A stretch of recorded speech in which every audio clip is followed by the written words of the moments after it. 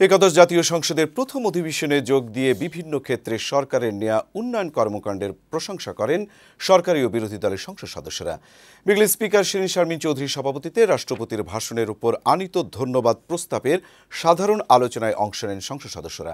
এ সময় চট্টগ্রাম ৫ থেকে নির্বাচিত জাতীয় পার্টির সংসদ সদস্য আনিসুল ইসলাম মাহমুদ বলেন, জনগণের কল্যাণে যে সমস্ত কর্মকাণ্ড গ্রহণ করা হবে সেগুলোকে সমর্থন করবেন তারা।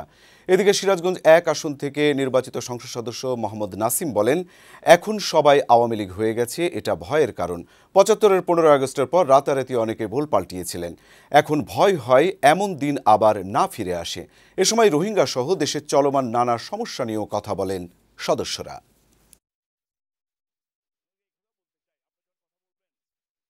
আচ্ছা, এত বেশি আওয়ামী লীগ দেখি, এত বেশি বঙ্গবন্ধু প্রেমী দেখি, এত বেশি জয় বাংলা লোক দেখি, মানুষ স্পিকার ভয় হয় আবার যেন ওই দিন কোন না আসে মানুষ স্পিকার।